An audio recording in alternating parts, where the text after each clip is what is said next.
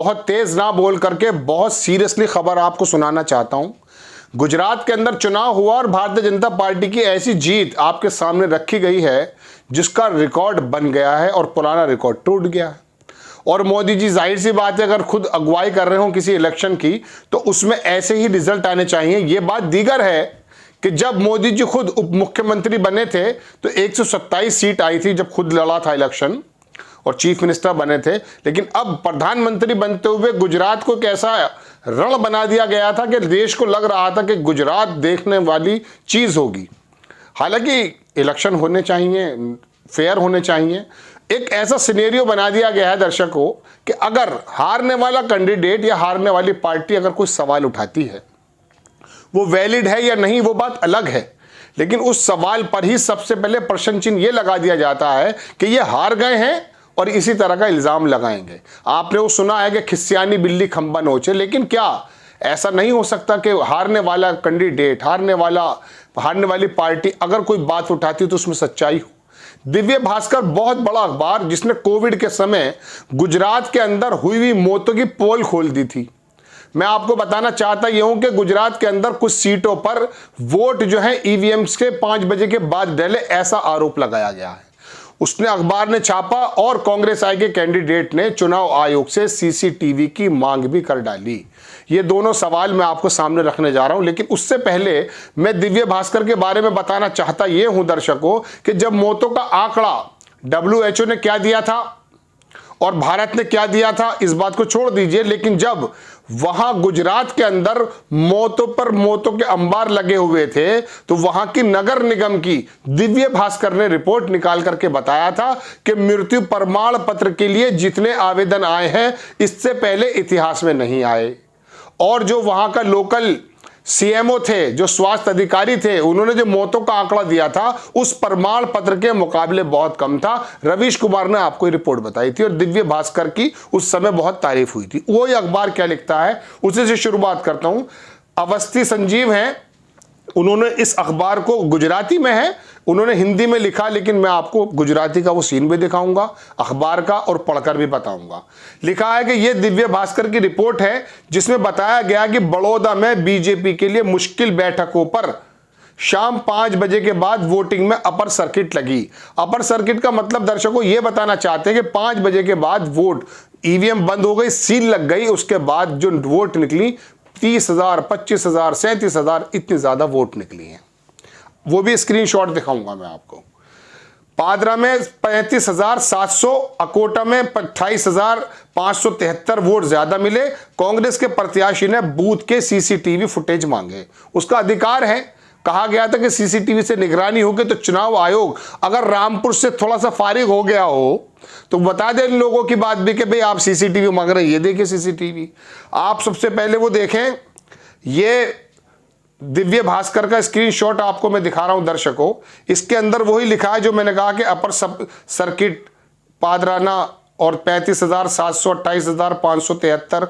अब एक्चुअली ये चूंकि गुजराती में है तो मैं सिर्फ आपको बताना चाहता हूं, ये छापा गया है जिसमें ये लिखा है जो मैंने आपके सामने अर्ज किया है। अब दर्शकों मैं आपको दूसरी खबर की तरफ लेके जाऊंगा इसी से मुताल्लिक। आप देखेंगे आपकी स्क्रीन पर संजीव अवस्थी का एक ट्वीट है। उन्होंने लिखा कि क्या EC election commission of India इसकी व्याख्या कर सकता है कि यह कैसे संभव है। अब मैं सूरत ले जा रहा हूं आपको। सूरत महुआ विधानसभा सीट, मतदान समाप्ति 5 बजे, ईवीएम सील आपकी स्क्रीन पर है। मैं अपनी शक्ल को पीछे कर लेता हूं।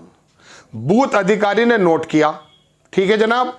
अब देखें कितना नोट किया, 1,63,344। इसका मैं आपको वैलिड पेपर भी दिखाने वाला हूं जो इन्होंने ट्वीट किया है। परिणाम के दिन कितने वोटें निकली हैं, 1,69,980, यानी कि सील कितने पे हुआ था, 1,63,344 पर, और परिणाम के दिन जो निकली हैं वोटें ईवीएम से 1,69,980।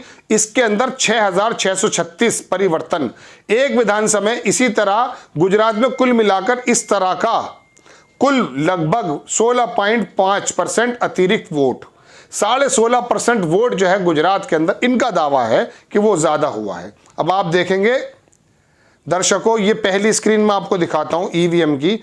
विधानसभा ये जगह है, इसमें आपको एरो का निशान नजर आ रहा है, ये सील है रिटर्निंग ऑफिसर के, इसके अंदर सिग्नेचर भी है। इसमें लिखते हैं कि 1,63,344 जो मैंने आपके सामने अर्ज किया था आपकी स्क्रीन पर है। और नीचे देखेंगे जब बैलेट खुला है तो निकला क्या है, 1,69,980। नीचे अखबार की रिपोर्ट भी है दर्शकों। ये तमाम ईवीएम मशीन, ये सारी, अब ईवीएम पर आज के टाइम में कोई सवाल उठाता है तो उसको ऐसा समझा जाता है कि शायद ये दूसरी दुनिया से आया हुआ कोई पागल एलियन है, लेकिन संभव तो कुछ भी हो सकता है। पुलिस के चुनाव लड़ने पर आरोप लगाए जाते हैं कि रामपुर में पुलिस ने चुनाव लड़ा है, लेकिन अब आपके सामने हमने अपनी तरफ से कोई बात नहीं रखी, अखबारों की कटिंग रखी जा रही है। बड़े संस्थान हैं, बड़े लोगों ने बातें कही हैं, इसके बारे में क्या चीज़ सही है क्या गलत है ये तो आप ही जान सकते हैं दर्शकों। और टीवी पर राजेश बादल नाम के एक बहुत बड़े पत्रकार, फिल्मकार भी हैं, उन्होंने न्यूज़ 24 की बहस में कहा, मैं आपको सुनवा देता हूँ छोटा सा पार्ट। उन्होंने कहा कि ऐसा ऐसा चेंजेस हुए हैं, 5 बजे जब खत्म हो जाता तो उसके बाद जब सील लग जाती है तो उसके बाद ये क्या है कि वोट परसेंटेज बढ़ रही है। अब सवाल अगर उठा दिया जाता है तो लगता यूं है कि शायद चौथी दुनिया से लोग आए हैं, चौथी दुनिया से लोग आने के बाद उन्होंने ये काम कर दिखाया है। लेकिन दर्शकों, हारने वाला जो है क्या वो इतनी बात नहीं कर सकता कि सीसीटीवी भी मुझे मिल जाए। चुनाव आयोग सेशन वाला समय दिखाने पर क्यों आज तक जो है कासिर है, मतलब कर नहीं पाया है, अक्षम है। सेशन साहब ने जो चुनाव आयोग की पोजीशन को बना के रखा था in front of the world, बताया था कि किस तरह से चुनाव आयोग चला करता है, उस समय तो मैं आपको बता दूं दर्शकों, मुझे भी अच्छी तरह से याद है कुछ कि प्रेस का भी इतना ज़बरदस्त, मीडिया का भी इतना बड़ा रोल नहीं था, लेकिन पूरी दुनिया में सेशन के जो है सराहा जाता है और ऐसा ज़बरदस्त उन्होंने चुनाव आयोग इंडिपेंडेंट व्यवस्था के साथ जो रोल दिखाया था। आज क्या हो रहा है, आज ऐसा लगता है कि वहाँ पर सब कुछ किया जा सकता है। रविंद्र जडेजा की पत्नी की बीवी के रैली में रविंद्र जडेजा भारतीय क्रिकेट टीम की जर्सी पहन करके पोस्टर छाप लेते हैं, कोई प्रॉब्लम नहीं है। और कहीं विपक्ष का कोई नेता छोटी मोटी अनियमितता कर दे तो रूल और रेगुलेशन के नाम पर ऐसा आडंबर दिखाया जाता है कि हम जो है ऐसे प्रशासनिक स्तर के लोग हैं जैसे एफबी फेल है हमारे आगे, दुनिया की बड़ी बड़ी जो संस्थाएं वो फेल है हमारे आगे। बहरहाल बड़े दर्शकों, मैं आपको बताने यही आया था कि गुजरात के अंदर ये काम हुआ है। अब गुजरात के अंदर ऐसा कौन सा माइलस्टोन मोदी जी को या भारतीय जनता पार्टी को लगाना था कि भारतीय जनता पार्टी दिखा दे कि देखिए हमने वो कर दिखाया है, और पूरे देश के सामने कैसी नज़ीर पेश की कि देखिए मोदी जी के नेतृत्व में हमने ऐसी जीत दिखाई जो माधव सिंह सोलंकी भी नहीं कर पाए थे 1985 में। बहरहाल वो एक अलग मसला है, लेकिन बहरहाल कहने का मतलब दर्शकों ये है कि ये दिव्य भास्कर की रिपोर्ट आपके सामने मैंने रखी, टीवी की छोटी सी क्लिप भी आपके सामने रखी।